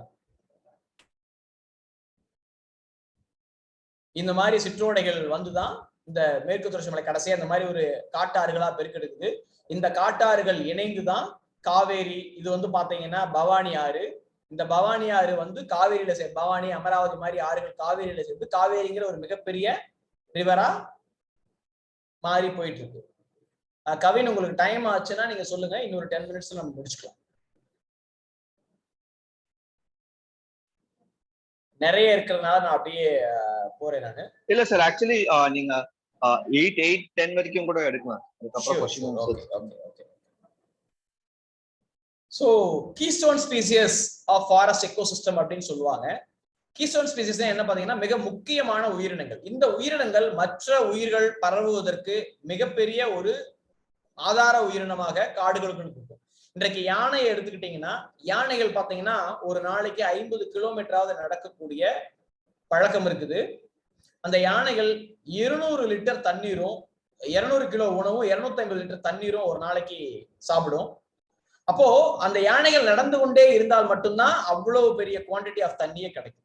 அது சாப்பிட ஒவ்வொரு யானைக்கும் அவ்வளவு உணவும் தண்ணீரும் தேவை. அதனாலதான் நம்ம ஊர்ல யானை கட்டி தீனி போட முடியாது அப்படின்னு ஒரு பழமொழி இருக்கு. அப்போ 40 கிலோமீட்டர் நடக்கக்கூடிய ஒரு யானை காட்டினுடைய ஒரு மூலையில சாப்பிட்ட ஒரு செடியினுடைய ஒரு பழத்தினுடைய அந்த விதையை 40 கிலோமீட்டர் தள்ளி அல்லது காடு முழுக்க அந்த சாணங்களை போட்டுக்கொண்டே போய் விதை பரவல் செய்யறதுக்கு மிக முக்கியமான ஒரு பணியை செய்யுது. காட்டுக்குள்ள யார் சார் மரம் நடுறாங்க அப்படின்னு கேட்டா அதை பல உயிரினங்கள் செய்து அதுல மிக முக்கியமான உயிரினம் யானை. ஏன்னா யானையினுடைய அந்த டைஜஸ்டிவ் கெப்பாசிட்டி வந்து பாத்தீங்கன்னா 100% டைஜஸ்ட் பண்ணாது, 60% டைஜஸ்ட் பண்ணிட்டு தன்னுடைய சாணத்தின் வழியாக அந்த விதைகள் எல்லாமே வெளியில வரும். யானையினுடைய வயிற்றிலிருந்து வரக்கூடிய விதைகள் அதிகமான ஜெர்மினேஷன் கெப்பாசிட்டி, முளைக்கும் தன்மையை பெற்றிருக்கிறதா ஆராய்ச்சியாளர்கள் சொல்றாங்க. சோ நீங்க காடுகளுக்குள்ள எப்பயாவது போயிருந்தீங்கன்னா உங்களுக்கு யானைகளுடைய சாணத்தில் பல்வேறு செடிகள் வர்றதெல்லாம் நீங்க பார்த்திருப்பீங்க, நிறைய இருக்கும். அடுத்தது ஒரு மிக முக்கியமான உயிரினம் புலிகள். சோ இந்தியாவில 20ஆம் நூற்றாண்டின் ஆரம்பத்தில் இருந்த புலிகளின் எண்ணிக்கை பாத்தீங்க அப்படின்னா கிட்டத்தட்ட 40,000 புலிகள் வந்து இந்தியாவில இருந்துச்சு. ஆனால் இன்றைக்கு ஒரு வருடத்துக்கு முன்னாடி பாத்தீங்கன்னா 2226 கடந்த கடைசியான புலிகள் கணக்கெடுப்புல, அதுக்கு முன்னாடி எடுத்ததுல 2226 புலிகள் தான் இந்தியாவில இருக்குன்னு சொல்லியிருக்காங்க. அது ஒவ்வொரு வருடமும் அந்த கணக்கெடுப்பு நமக்கு துல்லியமான தகவலை கொடுத்துட்டே இருக்கும். புலிகளை காப்பாற்றுறது அப்படிங்கிறது நம்முடைய காடுகளை காப்பாற்றுவதுதான். அதனாலதான் நிறைய டைகர் ரிசர்வ்ஸ் இன்னைக்கு வந்துகிட்டு இருக்கு. புலிகளை ஏன் சார் காப்பாற்றணும், எப்படி சார் காப்பாற்ற முடியும் அப்படின்னா நேரா ஒரு 100 கிலோ மட்டன் எடுத்துட்டு போய் புலிக்கு போட்டு புலியை காப்பாத்துறது இல்லை. இந்த புலிகள் பாத்தீங்க அப்படின்னா ஒவ்வொரு புலியும் குறைந்தபட்சம் ஒரு மானாவது அதற்கு வாரத்துல சாப்பிடும். அப்போ புலியை பாதுகாக்கணும்னா நீங்க மானை பாதுகாக்கணும். மானை பாதுகாக்கணும் அப்படின்னா நீங்க அங்க இருக்கக்கூடிய தாவரங்களை பாதுகாக்கணும். அப்போ புலி பாதுகாப்பு அப்படிங்கிறது அந்த எக்கோசிஸ்டத்தினுடைய பாதுகாப்பு. பிரமிட்ல பார்த்து பாத்தீங்கன்னா மேல இருக்கக்கூடியது அசைவ உண்ணிகள். நான் சொன்ன மாதிரி புலி ஒரு வாரத்துக்கு ஒரு மான் சாப்பிடும்னா 500 மான்கள் இருக்கக்கூடிய ஒரு காட்டுல தான் ஒரு புலி வாழ முடியும். ஏன்னா புலி போய் எனக்கு பசிக்குது கமான் டியர் அப்படின்னு உடனே மான் அப்படியே தலையிட்டு வந்து சாப்பிடுங்க எஜமான் அப்படின்னு நிக்காது. ஒவ்வொரு புலியும் குறைந்தபட்சம் 20 முறை ஹண்ட் பண்ணாதான் ஒரு மான் வந்து அதற்கு கிடைக்கும். அதுலயும் என்ன சொல்றோம் அப்படின்னா புலி வந்து பாத்தீங்கன்னா நீண்ட தூரம் துரத்திட்டு போய் ஒரு மானெல்லாம் வேட்டையாடாது. ஆம்புஷ் அட்டாக் அப்படின்னு சொல்லுவாங்க. ஒரு புதர் பகுதியில் அமர்ந்து கொண்டு அந்த மானை அப்படியே மறைஞ்சு கவி பிடிச்சுக்கும். அப்போ நீங்க ஒரு ஒரு இப்போ இன்வேசிவ் ஸ்பீசியஸ் நிறைய தாவரங்கள், நம்முடைய முள்ளு செடி, காடுகள் இருக்கக்கூடிய லேண்டனா கேமரா போன்ற செடிகள் இருக்கிறதுனால புலிகளுக்கான அந்த மறைவிடம் ரொம்ப குறைஞ்சுக்கிட்டே போகுது. அப்போ நீங்க காட்டை காப்பாற்றினால் மட்டும்தான் மானை காப்பாற்ற முடியும். மானை காப்பாற்றினா மட்டும்தான் புலியை காப்பாற்ற முடியும். சோ அதனால இங்க இருக்கக்கூடிய ஒவ்வொரு உயிர்களையும் நாம ரொம்ப பார்க்கணும். இந்த பறவையின் பேர் வந்து இருவாச்சின்னு தமிழ்ல சொல்லுவாங்க, இங்கிலீஷ்ல ஹார்ன்பில்ஸ். ஒரு 3 வகையான ஹார்ன்பில்ஸ் நம்முடைய மேற்கு தொடர்ச்சி மலை பகுதிகளில் இருக்கு. இந்த பறவை பாத்தீங்கன்னா உயரமான மரங்களில் கூடு கட்டி வாழக்கூடியது. இந்த ஒரு பெண் பறவை கூடுகளுக்குள்ள ஒரு சின்ன உயரமான மரங்கள் இருக்கக்கூடிய பொந்துகள்ல உள்ள போய் அந்த மரப்பொந்து அடைச்சுக்கும். அதனுடைய அழகு மூக்கு தான் வெளியில வர்ற அளவுக்கு தான் அதுல இடம் இருக்கும். பெண் பறவை உள்ள போய் கூடு கட்டிடும். ஆண் பறவை வெளியில இருந்து அந்த ஹார்ன்பில்ஸ்க்கான உணவை வந்து சேகரிச்சு வந்து கொடுக்கும். இந்த அத்திப்பழம், இந்த மாதிரி அத்திமரப்பழம், ஆலமரப்பழம், இதெல்லாம் வந்து ஹார்ன்பில்லுடைய மிக முக்கியமான உணவு. இது எல்லாமே கீஸ்டோன் ஸ்பீசியஸ். நான் ஒவ்வொன்றும் சொல்லிட்டு இருக்கிறது எல்லாமே விதை பறவலுக்கு மிக முக்கியமாக அல்லது காட்டினுடைய உயிர்ச்சூழலுக்கு மிக முக்கியமாக இருக்கக்கூடியது. இப்போ இந்த ஃபிக் ட்ரீஸ் எல்லாம் வந்து பாத்தீங்கன்னா எல்லா பறவைகளுக்கும் ஒரு மிகப்பெரிய வாழ்விடமா இருக்கு. உங்களுக்கு நேரம் கிடைச்சதுன்னா குயின் ஆஃப் ட்ரீஸ் அப்படின்னு யூடியூப்ல போய் பண்ணீங்கன்னா ஃபிக் ட்ரீயை பத்தின ஒரு டாக்குமெண்ட்ரி பிலிம் இருக்கு, த குயின் ஆஃப் ட்ரீஸ். அவசியம் எல்லாரும் பாருங்க, ரொம்ப ஒரு அருமையான ஒரு படம் அது.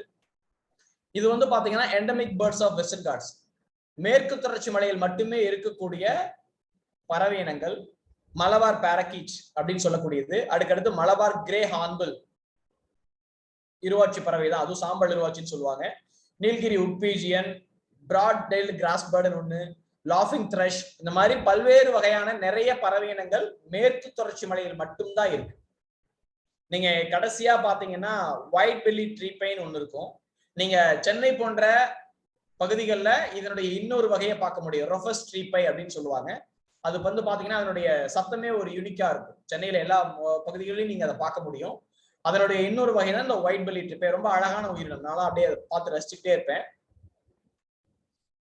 இந்த மாதிரி நிறைய பறவைகள் உங்களுக்கு வந்து லாஃபிங் த்ரஷ் இது மேற்கு தொடர்ச்சி மலைகள்ல இருக்கும். இதே மாதிரி நிறைய தாவரங்களும் ஸ்பீசியஸும் இருக்கும். இப்ப இது வந்து நம்ம சொல்றது வந்து பாத்தீங்கன்னா புல்வெளிகள் இருக்கு, வேஸ்ட் லேண்ட் அப்படின்னு நம்முடைய ஆங்கிலேயர்கள் இதை ஐடென்டிஃபை பண்ணிருக்காங்க. அவங்களுக்கு அவங்க ஊர்ல இந்த மாதிரி புல்வெளிகளோடு இருந்தா அது வேஸ்ட் லேண்ட்னு அர்த்தம். அதுல அவங்க கல்டிவேஷன் எதுவும் பண்ண மாட்டாங்க.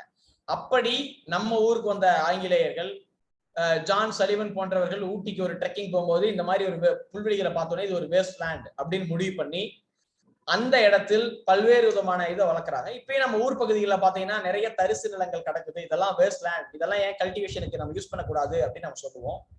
அந்த பகுதிகளில் தான் இந்த நரி இனம் வந்து வாழக்கூடியது. குள்ள நரி, நரி, இதெல்லாம் வந்து பாத்தீங்கன்னா நம்முடைய ஊரை ஒட்டிருக்கக்கூடிய இட்டேரின்னு சொல்லுவோம், ஊருக்கு ஒட்டிய பகுதிகள். அது வந்து அங்க புதற்காடுகளா இருக்கும். அங்க இந்த நரி இனங்கள் வாழ்ந்துகிட்டு இருந்தது. ஒரு 10-15 வருடங்களுக்கு முன்னாடி நரி ஊழையிடாத ஊரே இருக்காது தமிழ்நாட்டிலையும் சரி, நிறைய கிராம பகுதிகள்ல. ஆனா இன்னைக்கு நரியினுடைய ஊழையை எந்த கிராமத்திலும் கேட்கறதே ரொம்ப கஷ்டமா இருக்கும். நானே 1-2 தான் ஊர்களுக்குள்ள பார்த்திருக்கேன். அதே மாதிரி மயில், அந்த இட்டேரிகளில் தான் மயில் வாழ்ந்துட்டு இருந்தது. ஆனா இன்றைக்கு பாத்தீங்கன்னா நரி இருந்துச்சு அப்படின்னா இந்த மயிலினுடைய எண்ணிக்கையே கட்டுக்குள்ள வச்சிருக்கும். மயிலுக்கான ஒரு பெரிய பிரிடேட்டரா நரி இருந்துச்சு. ஏன்னா முட்டைகளை சாப்பிட்றோம், மயில்களை சாப்பிட்டு அந்த மயிலினுடைய எண்ணிக்கை கட்டுக்குள்ள இருந்தது. ஆனா இன்னைக்கு மயிலினுடைய எண்ணிக்கை பெருகி போனதுனால அது விவசாயிகளுக்கு பெரிய தொந்தரவா இருக்கு.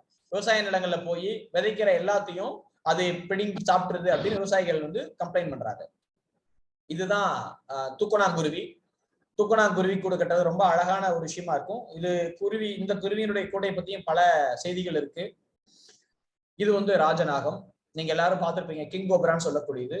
பாம்பினங்களிலேயே கூடு கட்டி வாழக்கூடிய ஒரு பாம்பினம் வந்து இந்த கிங் கோப்ரா தான். இது நம்ம நல்ல பாம்பு அப்படின்னு சொல்லி நம்முடைய கோப்ராவை சொல்லுவாங்க. ஆனா என்ன பொறுத்த வரைக்கும் நல்ல பாம்புனா இந்த ராஜநாகம் தான். எனக்கு தெரிஞ்சு இது வரைக்கும் இந்த ராஜநாகம் கடிச்சு யாராவது இறந்ததா நான் பார்த்தது இல்லை. ஆனால் இந்த பாம்பு கடித்தது அப்படின்னா ஒரு யானையை கொல்லக்கூடிய அளவுல இதுகிட்ட விஷம் இருக்கு. இதை கடித்ததா இருந்தா மனிதர்கள் உயிர் பிழைக்கிறது ரொம்ப கடினமான ஒரு விஷயமா இருக்கும். இது வந்து கொஞ்சம் ஹை ஆல்டிடியூட் இடத்துல தான் இருக்கும். கிட்டத்தட்ட 2 மாதங்கள் தன்னுடைய முட்டைகளை வச்சு அடகாக்கும்.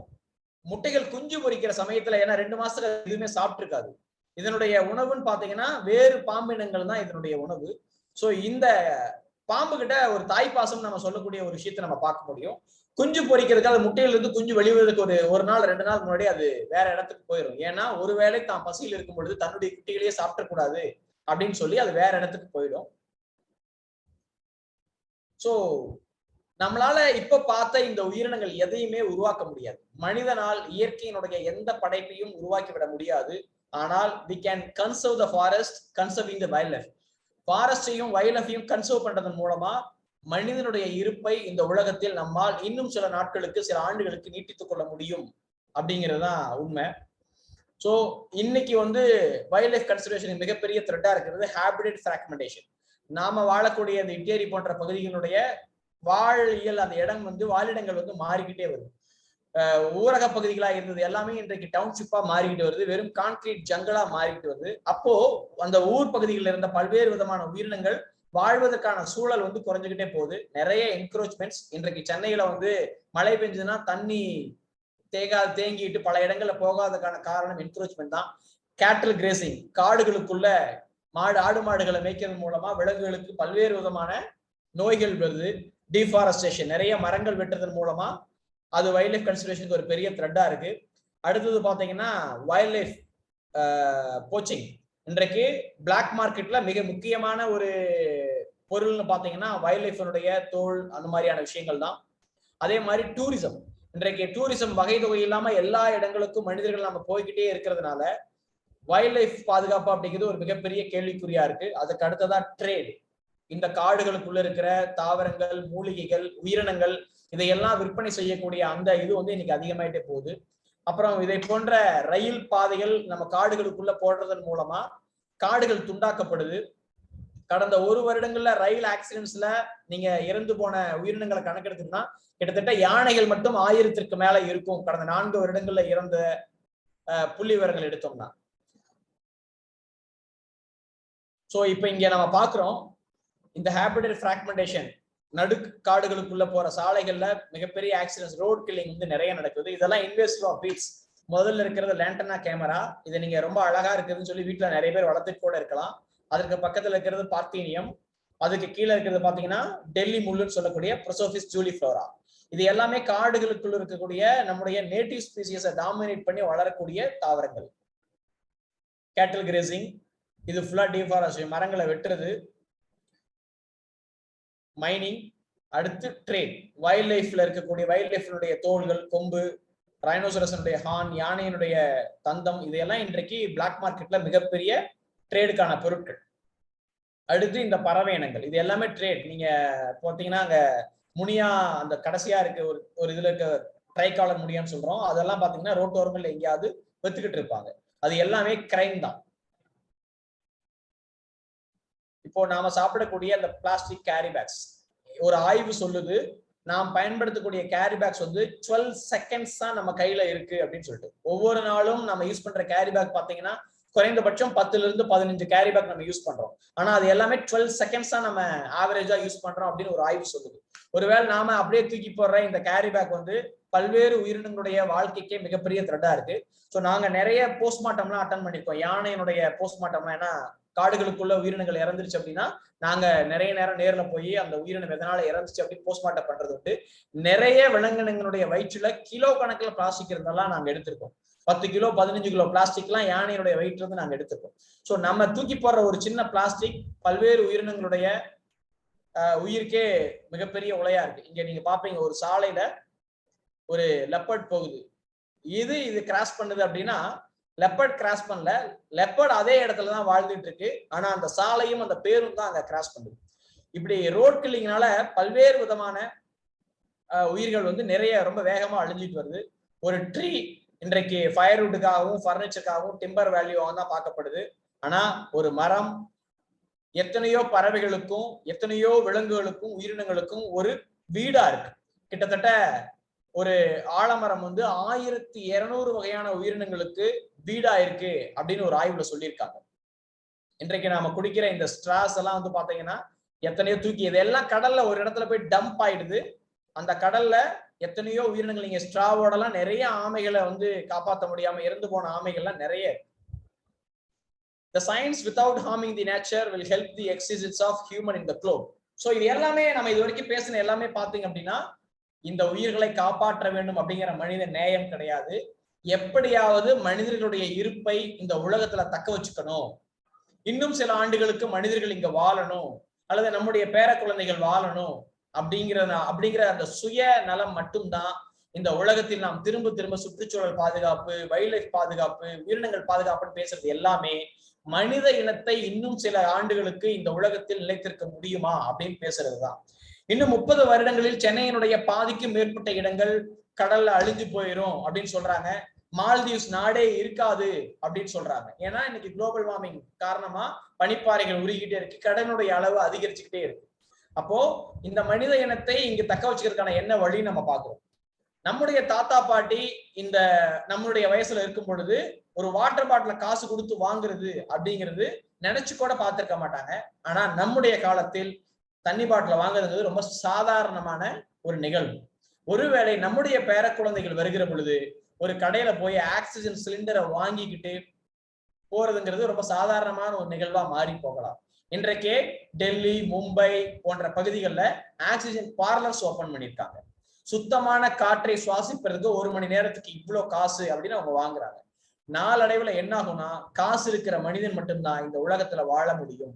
சுவாசிக்கிறதுக்கே அவன்கிட்ட காசு இருந்தாதான் வாழ முடியுங்கிற ஒரு நிலை நோக்கி தள்ளப்பட்டால் காசு இல்லாத மனிதர்கள் எங்கு போவாங்க?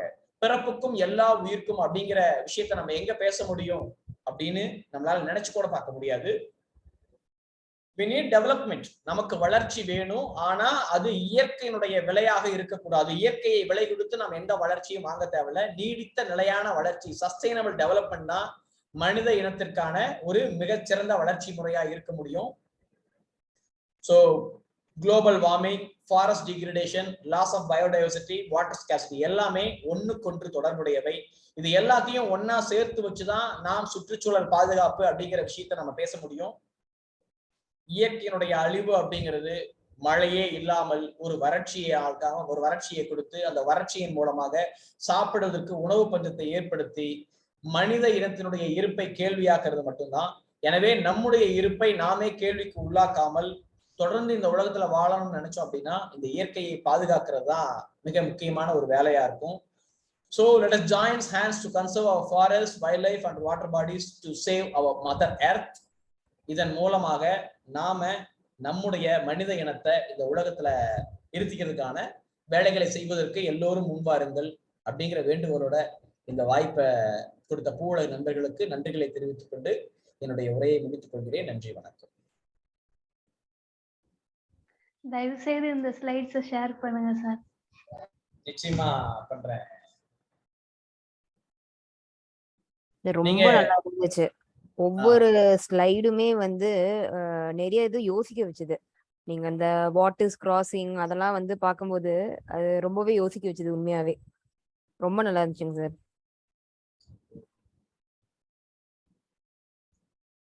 கவின் இருக்கீங்களா? Yes sir, already yes sir, நான் இருக்கேன். ஆல்ரெடி அவங்க ஃபீட்பேக்ஸ் கொடுக்க ஆரம்பிச்சதுனால இதோட கம்ப்ளீட்டட். வேற ஏதாவது சொல்றீங்களா?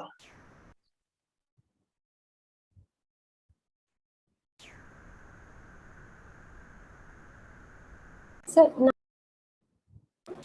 ஹலோ சொல்லுங்க ஷிகிலா, கேக்குது. சார், ஸோ நீங்கள் சொல்றீங்க இல்லையா, அந்த ஒரு ட்ரீ வந்துட்டு நிறைய உயிரினங்களுக்கு வந்துட்டு ஒரு வாழ்விடமா இருக்கும். ஸோ அதை கட் பண்ணி அதை அழிக்கிறதால வந்துட்டு நம்ம அது ஒரு பர்பஸ்க்காக தான் நம்ம அதை எடுக்கிறோம். பட் அது அழிக்கிறதால நிறைய உயிரினங்களுடைய வாழ்வே இல்லாம போயிடுது, அது கேள்விக்குறியாகுது. ஸோ அப்போ வந்துட்டு நீங்க வைல்ட் லைஃப் அப்படின்னு சொல்லும்போது ட்ரீஸ்லாம் வந்துட்டு ரோடோரமா நிறைய இருக்கு. ஸோ வருஷமா இருந்து ரொம்ப அந்த அந்த ட்ரங்க்ஸ்லாம் பார்த்தாலே ரொம்ப பெருசா இருக்கும். ஸோ அதை வச்சு அந்த ஏஜ்லாம் கண்டுபிடிப்பாங்க. ஸோ இப்போ ரீசெண்டா வந்துட்டு ரோடு போடுறதுக்காக அந்த ட்ரீஸ்லாம் அழிச்சிட்டு வந்தாங்க இல்லையா?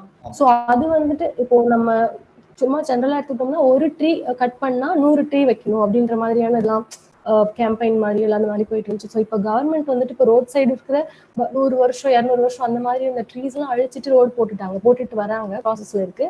ஸோ அதுக்கு வந்து கவர்மெண்ட் வந்து எப்படி காம்பன்சேட் பண்ணும்? இப்போ நம்ம வந்துட்டு நம்ம எல்லாம் அதை சேர்ந்து ஆக்டிவ் அது மாதிரி கன்சர்ன் பண்ணி சொல்றது ஓகே. பட் கவர்மெண்ட் சைட்ல இருந்து இந்த ட்ரீ அழிச்சதுக்கு அவங்க என்ன மாதிரியான பண்ணுவாங்க அப்படின்னு நினைக்கிறீங்க? பண்ணலாம். ஒரு மரத்தை வெட்டினா 10 மரம் கட்டாயம் நடணும் அப்படின்னு சட்டம் இருக்கு. நிறைய இடத்துல அதை இம்ப்ளிமெண்ட் பண்றதுக்கு எல்லாருமே முயற்சி எடுத்துட்டு இருக்காங்க. ஆனா அது சரியா நடக்குதா அப்படின்னா அது ஒரு மிகப்பெரிய கேள்விக்குறியாதான் இருக்கு. மரங்களை பாதுகாப்பது மட்டுமே ஒரு நம்முடைய வேலை அல்ல. இன்னைக்கு நிறைய அமைப்புகள் மரம் நட வந்திருக்காங்க, தனியா நடந்துட்டு இருக்காங்க. அரசும் அதை சார்ந்து இப்ப ஃபாரஸ்ட் டிபார்ட்மெண்ட் நிறைய இடங்கள்ல மரம் நட்டுக்கிட்டு இருக்காங்க, நிறைய மரக்கன்றுகள் கொடுக்குறாங்க, எல்லா வேலைகளும் நடந்துட்டு இருக்கு. ஆனா அது போதுமான அளவுக்கு இல்லை அப்படிங்கறதா உண்மை. அப்பப்போ இந்த மாதிரி நிகழ்வுகள் வந்து இப்போ எல்லா மாநிலங்களையும் தமிழகம் முழுக்க 33% வனப்பரப்பு இருக்கும் நம்முடைய முதல்வர் அறிவிச்சிருக்காங்க. அதை நோக்கி நம்முடைய ஃபாரஸ்ட் டிபார்ட்மெண்ட் நிறைய வேலை செஞ்சுட்டு இருக்காங்க. சோ அது வரும் நான் நினைப்போம். நம்ம எல்லாரும் சேர்ந்து செய்தால் மட்டும்தான், ஏன்னா அரசுங்கிறது நம்ம எல்லாரும் சேர்ந்ததுதான். சோ நம்ம எல்லாரும் சேர்ந்து ஒவ்வொரு வேலையும் செஞ்சா மட்டும்தான் நம்மளால நம்ம நினைக்கிறத செய்ய முடியும். அண்ணா சொல்லுங்க. இப்ப இந்த வனத்துறையெல்லாம் வந்து மரங்கள் நடக்கும் போது டைவர்சிட்டியா இல்லாம சும்மா ஒரே மாதிரி எக்கனாமிக்கல் பேக்ரவுண்ட்லயே மரத்தை நட்டு அதற்கு பேரே காடு வளர்ப்புன்னு சொல்லி ஏமாத்திட்டு இருக்காங்களா? அதை அப்படிங்கிற மாதிரி தோணுது. அதை பத்தி சொல்லுங்க. இல்ல, மரங்கள்லயும் ஒரே வகையானது நடல. நிறைய இப்போ ஃபாரஸ்ட் டிபார்ட்மெண்ட்ல கிட்டத்தட்ட ஆல்மோஸ்ட் ஒரு 40 வகையான மரங்களை வந்து அவங்க வளர்த்துட்டு இருக்காங்க. அதே நம்மளை போன்ற ஆட்கள் நிறைய சொல்லிக்கிட்டே இருக்கோம். எல்லா வகையான மரங்களும் அங்க கிடைக்குது. நம்ம வீடுகளையும் நிறைய மரங்கள் நம்மளாலையும் வளர்க்க முடியும். அரசு வந்து சில இடங்களுக்குரிய மரங்களை வந்து வளர்த்து கொடுத்துட்டு இருக்காங்க. அதை வந்து நம்ம இன்னுமே அதிகப்படுத்த முடியும். அதை நம்மளும் பண்ணலாம்.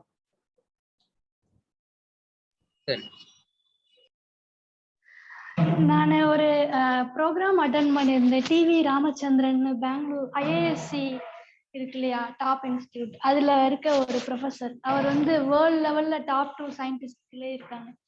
அவங்களோட வேலை வந்து என்னதுன்னா, அவங்க நிறைய ரிசர்ச் ஒர்க் பண்ணியிருக்காங்க. வெஸ்டர்ன் காட்ஸ்ல இருக்க ஈகோசிஸ்டம் கன்சர்வ் பண்றது ஓரியன்டா. அந்த சார் சொன்னாங்க, இது மாதிரி டைகர் மட்டும் இல்லாட்டி நம்மளுக்குலாம் தண்ணி கிடைக்காது, டைகர் அழிஞ்சிருச்சுன்னா வெஸ்டர்ன் காட்ஸ்ல தண்ணி கிடைக்காதுன்னு. அதே மாதிரி நீங்க சொன்னதும் இருந்துச்சு. அப்புறம் இன்னொன்னு, நம்மளுக்கு இந்த மாதிரி நிறைய டூரிஸ்ட் பிளேசஸ் ரொம்ப அதிகமாயிடுச்சு. மேகமலைன்னு ஒரு ஏரியா இருக்கு என்னோட ஹோம் டவுன் பக்கத்துல.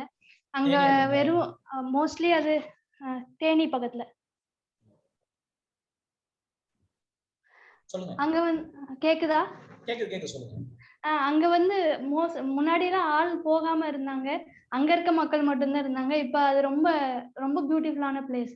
நிறைய மக்கள் போக ஆரம்பிச்சிட்டாங்க.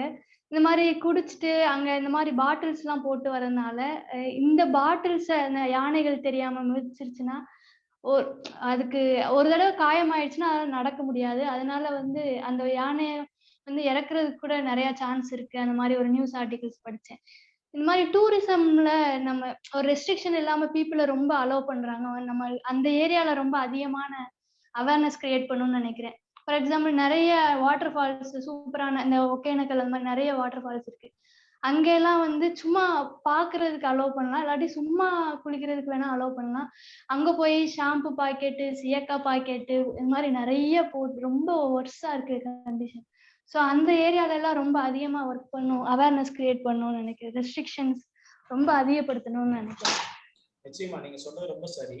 அதாவது இந்த மாதிரி இடங்களுக்கு நாம போகிற பொழுது ஒரு சுற்றுலா சொல்கிற மனநிலையோட தான் எல்லாரும் போறோம். ஆனா அந்த மனநிலையை நம்ம மாத்திக்கணும். நம்ம போறது வந்து ஒரு இயற்கை வாழிடத்துக்கு போறோம், பறவைகளுடைய வீட்டுக்கு போறோம், உயிர்களுடைய வீட்டுக்கு போறோம். இப்ப நம்ம வீட்டுக்குள்ள வேற யாராவது ஒரு யானையோ புலியோ வந்துச்சுன்னா நம்ம உடனே விலங்குகள் அட்டகாசம் சொல்லிடுவோம். நம்ம போகும் பொழுது அதே மனநிலையோட தான் நம்ம போறோம். ஒரு தியேட்டருக்கு போற மனநிலையோட காட்டுக்கு நம்ம போகக்கூடாது. இதை எல்லாத்துக்கிட்டையும் நம்ம சொல்லித்தரணும். இன்றைக்கு வெளிநாடு கேரளால நிறைய இடங்களுக்கு அவங்க வனத்துறை கூட்டிட்டு போறாங்க. ஆனால் அங்கெல்லாம் இந்த முறையாக சுற்றுலாங்கிறது நடந்துட்டு தான் இருக்கு. அதை நம்ம ஒவ்வொருத்தருக்கும் இங்க வந்து வலியுறுத்தணும். அது வந்து நம்ம ஒவ்வொருத்தரும் தான் எப்படி நம்ம வந்து பெண்களை எப்படி பார்க்க வேண்டும்னு ஆண்களுக்கு சொல்லித்தரணுமோ அப்படி இங்க இருக்கக்கூடிய எல்லா எல்லா இடத்துக்கும் போகும்பொழுது எப்படி போகணும், எந்த மாதிரி போகணும் அப்படின்னு நம்ம ஒவ்வொருத்தருக்கும் சொல்லித்தரணும். நம்ம அந்த கேம்பெயினை எல்லா இடத்துலயும் பண்ணணும். ஏன்னா இந்த குடிச்சிட்டு போற பாட்டில் எல்லாம் நாங்க எப்போ காடுகளுக்கு போனாலும் 2 மூட்டை 4 மூட்டை தூக்கிட்டு தான் வெளியில வரோம். நிறைய இடங்கள்ல ரொம்ப ரெஸ்ட்ரிக்ஷன் இருக்கு. அப்படி எளிதா யாரும் போயிட முடியாது. ஆனா வனத்துறையினுடைய கண்காணிப்பையும் மீறி நிறைய மனிதர்கள் அப்படி உள்ள போய் போட்டு வந்துடுறாங்க. அதனால வன உயிரினுடைய இழப்பு நிறைய அதிகரிச்சுதான் இருக்கு. நம்மால் என்ன செய்ய முடியுமோ அதையெல்லாம் நம்ம செஞ்சுக்கிட்டே இருக்கலாம். குறைந்தபட்சம் நம்மால் என்ன செய்ய முடியும் பாத்தீங்கன்னா, நீங்க எல்லாரும் போய் ட்ரை பண்ணி பாருங்க. டிடர்ஜென்ட் சோப்பு யூஸ் பண்றதுனால இங்க என்ன பாதிப்புகள் ஏற்படுதுங்க. இங்க இருக்க அத்தனை பேருமே தினமும் சோப் போட்டுதான் நம்ம குளிக்கிறோம். நமக்கு குளிக்கிறதுக்கு தண்ணியை விட நான் எத்தனையோ கல்லூரிகள்ல பேசும்பொழுது முதல்ல கேட்பேன், கல்லூரி ஸ்கூல்ல பேசும்போது கேட்பேன், குளிக்கிறதுக்கு என்ன வேணும்னா ஃபர்ஸ்ட் சோப், 2வது டவல், 3வது ஷாம்பு, 4வது அம்மா. தண்ணி வந்து கடைசியா தான் வரும். ஓகே, அது திரும்ப தண்ணி சொல்லவே மாட்டாங்க. குளிக்கிறதுக்கு என்ன தேவை அப்படின்னு கேட்கும்பொழுது முதல்ல எடுத்தோடனே சோப்பு தான். சோப்பு, அடுத்து ஷாம்பு, அடுத்து டவல், அப்புறம் தான் அம்மாவே வருவாங்க. ஸோ நம்ம வந்து இன்றைக்கு நகர பகுதிகளில் வாழ்றோம். நம்ம தினந்தோறும் நம்மளால சோப்பு, மாசத்துக்கு ஒரு சோப்பு 2 சோப்புலாம் நமக்கு ரொம்ப நிறைய பேர் கரைச்ச சோப்புலேயே அவங்க தண்ணியில குளிக்கிறாங்களா சோப்புல குளிக்கிறாங்கன்னு தெரியாது. அவ்வளவு சோப்பு கரைச்சிட்டு போவாங்க. இப்ப இன்றைக்கு நம்ம செடிமெண்டேஷன் சொல்லக்கூடிய பூமியில மண்கள்ல நிறைய எது தங்குது அப்படின்னு பாத்தீங்கன்னா, நம்ம யூஸ் பண்ணக்கூடிய டிடர்ஜென்ட்ஸினுடைய அந்த படிமானங்கள் போய் தரையில தங்குறதுங்கிறது மிக அதிக அளவுல இருக்கிறதா சயின்டிஸ்ட் சொல்றாங்க. கிட்டத்தட்ட நம்முடைய மண்ணை கெடுப்பதில் 51% நாம பாத்திரங்களுக்கு பயன்படுத்துற சோப்பும், நம்ம குளிக்கிறதுக்கு பயன்படுத்துற சோப்பும், நாம போடுற ஷேஷஸும், நாம போடுற ஷாம்பும் தான். இப்ப இங்க இருக்கிற எத்தனை பேர் நம்ம முடிவெடுக்க முடியும், நான் இன்னைக்கு குறைச்சிக்க போறேன் அல்லது இனிமே நான் குளிக்கும் போது இந்த கன்சர்ன், நீங்க சோப்பே போடாதீங்க நான் சொல்லல. ஓகே, இயற்கையாவே நம்மளாம் மனம் இருக்கிறவர்கள் தான். அப்பப்போதான் சில நேரத்துல எப்பயாவது ரொம்ப அதிக வேலை செய்யும் பொழுது, அதிக வியர்வை வருகிற பொழுது நமக்கு வந்து அந்த துர்நாற்றங்கள் ஏற்பட வாய்ப்பு இருக்கு. ஆனா அதற்குமே இயற்கையான எத்தனையோ பொடிகள் நிறைய இருக்கு. அதை நாம வந்து முயற்சி பண்ணி நாம வந்து கொஞ்சம் குறைக்கலாம். அதாவது ரா கன்சர்வேஷனிஸ்டா இருக்கக்கூடாது, அது மக்கள்கிட்ட எப்பயுமே எடுபடாது. ஆனால் நான் செய்யற ஒரு விஷயம் வந்து இந்த இயற்கையை பாதிக்குது, பூமியை பாதிக்குதுன்னா அதை குறைந்தபட்சம் குறைக்க முடியுமான்னு பார்க்கலாம். நான் இன்னைக்கு 10 கேரி பேக் யூஸ் பண்ற இடத்துல ஒரு மஞ்சள் பையை தூக்கிட்டு போனா என்னால 10 கேரி பேக் யூசேஜை குறைக்க முடியும்னா அதை செய்யலாம். அதுக்காக நீ ஏன் செல்போன் யூஸ் பண்ற, நீ ஏன் கார்ல போற, நீ ஏன் ட்ரெயின்ல போற, நடந்து போ அப்படின்னு சுற்றுச்சூழல்வாதிகளை பத்தி யாராவது கேட்கிறாங்கன்னா, அத்தியாவசியம்ங்கிறது வேற, அனாவசியம்ங்கிறது வேற. எதை குறைக்க முடியுமோ அதை குறைப்பதற்கு நம்மால் என்ன செய்ய முடியுமோ அதை நம்ம செய்யலாம். ஓகே, நம்மளும் எல்லா இடங்கள்லயும் இந்த மாதிரியான விஷயங்களை பரப்பிக்கிட்டே இருப்போம், கேம்பெயின் பண்ணிக்கிட்டே இருப்போம். நம்மளால என்ன செய்ய முடியுங்கிறத நம்ம பார்க்கலாம்.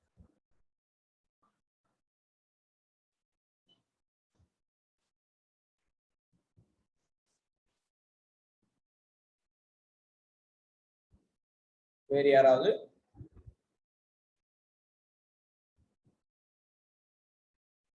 கவின் முடிச்சுக்கலாம் நம்ம. வேற யாராவது கேள்வி இருக்குன்னா நான் கேட்கிறேன்.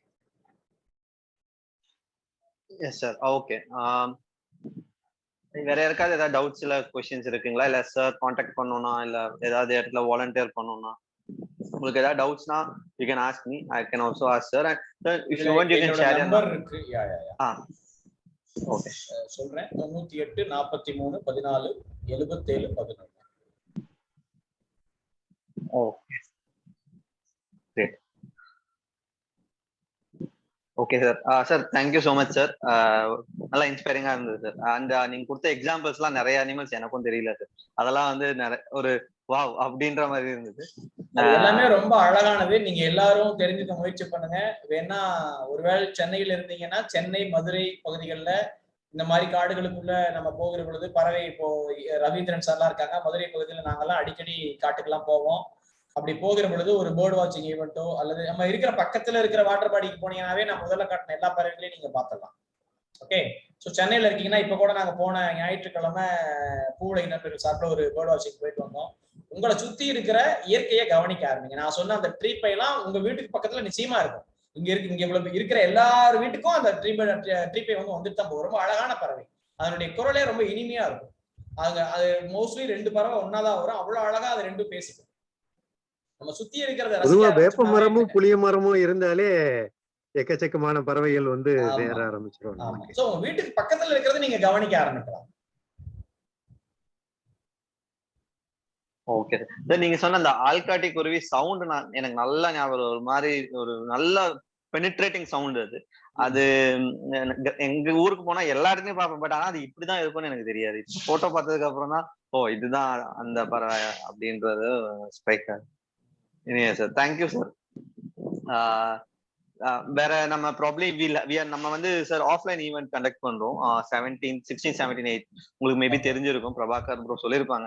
ஸோ டெஃபினட்டா if you can please participate sir. எண்ணூர்ல இருக்கிற டான் பாஸ்கோ சென்டர்ல நடத்துறோம். That's sir. So sir thank you so much sir again for your time and effort sir. Thanks for all. Thank you so much sir. நன்றி sir. Thank you sir. Bye Chezhiyan.